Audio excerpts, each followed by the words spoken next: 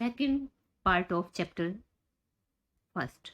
The king turned round and saw a bearded man running towards them. राजा पलटा और उसने एक दाढ़ी वाले व्यक्ति को उनकी तरफ आते देखा. His hands were pressed against his stomach. उसके हाथ उसके पेट को दबाए हुए थे. From which blood was flowing, जिससे खून बह रहा था. When he reached the king, जब वो राजा के पास पहुंचा, he fainted, वो मूर्छित हो गया, and fell to the ground, और जमीन पर गिर पड़ा. Faint means मूर्छित होना. The king and the hermit removed the man's clothing. राजा और सन्यासी ने आदमी के कपड़े उतारे and found a large wound in his stomach, और एक बड़ा सा घाव देखा उसके पेट में.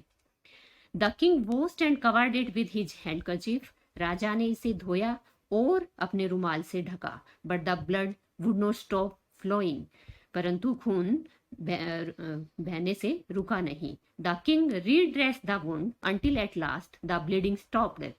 राजा ने घाव को तब तक पट्टी की तब जब तक खून बहना बंद नहीं हो गया. The man felt better. आदमी को अच्छा महसूस हुआ. And asked for something to drink, और पीने के लिए कुछ मांगा. The king brought fresh water. राजा ताजा पानी लाया. And give it to him, और इसे उसे दिया. बाय दिस टाइम, इस समय तक, द सन हैड सेट. सूर्य अस्त हो चुका था. And the air was cool, और हवा ठंडी हो चुकी थी. The king with the hermit's help carried the wounded man into the hut. राजा सन्यासी की मदद से घायल व्यक्ति को झोपड़ी के अंदर ले गया. And led him on the bed, और उसे बिस्तर पर लेटाया. The man closed his eyes. आदमी ने अपनी आंखें बंद की. एंड ले क्वाइट, और चुपचाप लेट गया. The king tired by his walk. थका हुआ अपने सैर से. And the work he had done, और जो काम उसने किया था उससे. Lay down on the floor. फर्श पर लेट गया. And slept through the night, और सारी रात सोया रहा. वेन ही अवोक, जब वो जागा, it was several minutes before he could remember where he was, और who the strange bearded man lying on the bed was.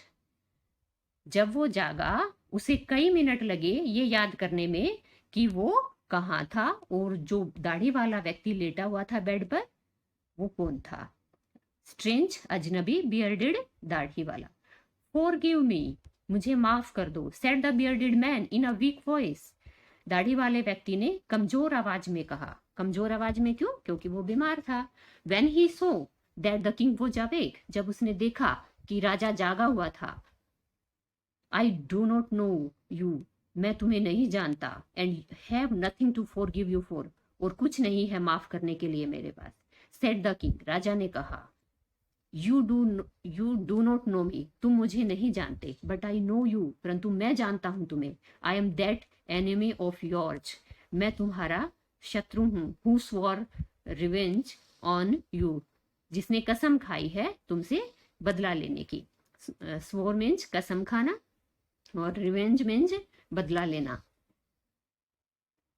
Because you put my brother to death, क्योंकि तुमने मेरे भाई को मौत के घाट उतार दिया. एंड सीज्ड माई प्रॉपर्टी, और मेरी जायदाद जब्त कर ली. सीज्ड मीन्स जब्त कर लेना, प्रॉपर्टी मीन्स जायदाद. आई न्यू यू, मैं तुम्हें जानता था. हैड गॉन अलोन, कि अकेले जा चुके थे. टू सी दैट हर्मिट, उस सन्यासी से मिलने. And I made up my mind to kill you, और मैंने मेरा मन बनाया तुम्हें मारने का. ऑन योर वे होम, घर के वापसी के रास्ते में. बट द डे पास्ट, परंतु दिन गुजर गया. And you did not return, और तुम लौटे नहीं. So I left my hiding place, इसलिए मैंने मेरे छुपने की जगह को छोड़ा. And I came upon your bodyguard, और अचानक मैं तुम्हारे अंग रक्षक से मिला. केम अपॉन मीन्स अचानक मिलना, एकाएक मिलना. हु रिकॉग्नाइज्ड मी, जिसने मुझे पहचान लिया. रिकॉग्नाइज मीन्स पहचानना. एंड वुंडेड मी, और मुझे घायल कर दिया. आई escaped फ्रॉम हिम, मैं उससे बच भागा. But I should have died if you had not dressed my wounds, और मुझे मर जाना चाहिए था यदि आपने मेरे घाव की पट्टी ना की होती.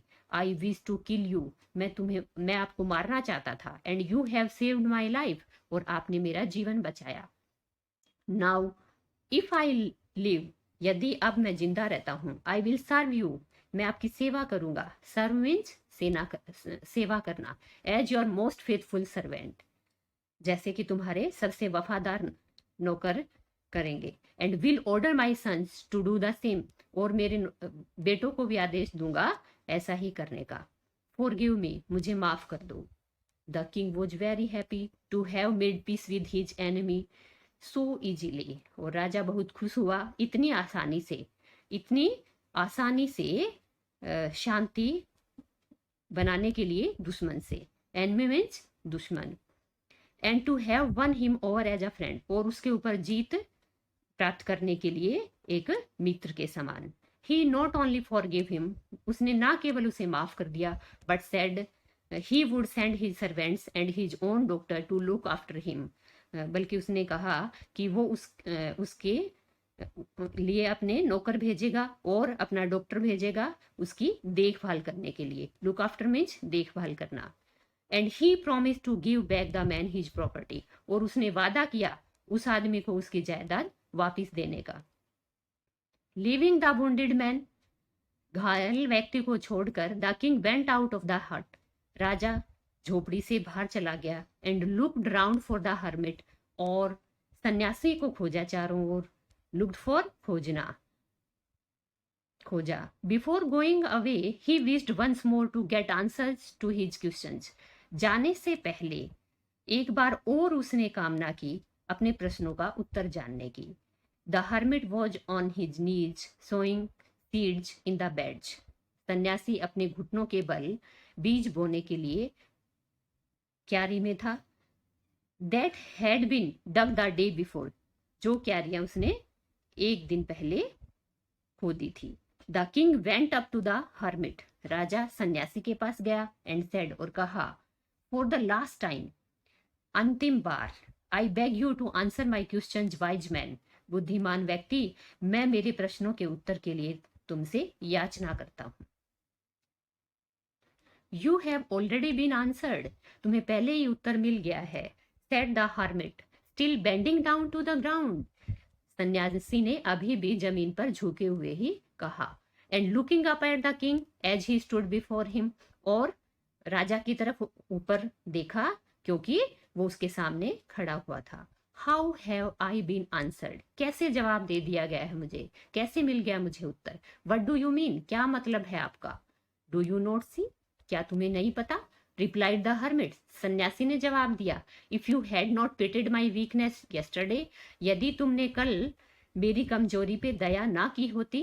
And had not dug these beds for me, और मेरे लिए ये क्यारियां नहीं खोदी होती।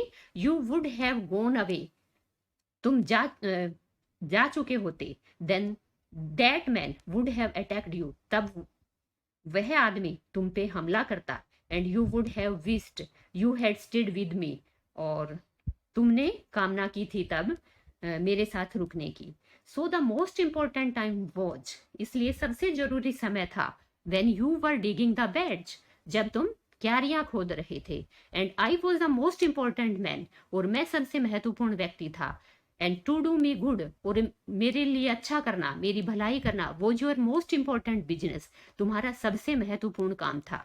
आफ्टरवर्ड्स, इसके बाद, when the man ran to us, जब आदमी हमारे पास भाग कर आया। The most important time was when you were caring for him, सबसे ज्यादा महत्वपूर्ण समय था जब तुम उसकी देखभाल कर रहे थे। Because if you had not dressed his wounds, यदि तुमने उसकी घाव की पट्टी ना की होती। ही वुड हैव डाइड, वो मर गया होता। Without having made peace with you, बिना तुमसे शांति स्थापित किए। So he was the most important man, इसलिए वो सबसे महत्वपूर्ण व्यक्ति था। And what you did for him, और जो उसके लिए तुमने किया, वो योर मोस्ट इंपॉर्टेंट बिजनेस, तुम्हारा सबसे ज्यादा महत्वपूर्ण काम था। Remember then there is only one time that is important, and that time is now, तब याद रखो केवल एक समय जो महत्वपूर्ण है, वो वह समय है अब, वर्तमान।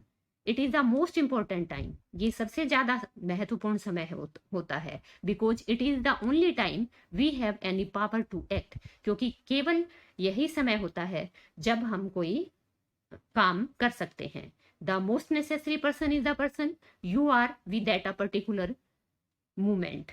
सबसे महत्वपूर्ण व्यक्ति वह व्यक्ति होता है जो उस विशेष क्षण में तुम्हारे साथ होता है। 4, क्योंकि नो वन नोज, कोई नहीं जानता, what will happen in the future, कि भविष्य में क्या होगा, and whether we will meet anyone else, और हम किससे मिलेंगे। The most important business is to do that person good, और सबसे जरूरी काम होता है उस व्यक्ति के लिए अच्छा करना। Because we were sent into this world, क्योंकि हमें संसार में भेजा गया है, हम संसार में आए हैं फॉर दैट पर्पज अलोन, केवल उसी उद्देश्य के लिए अकेले। पर्पज मीन्स उद्देश्य, अलोन मीन्स अकेला। Thank you.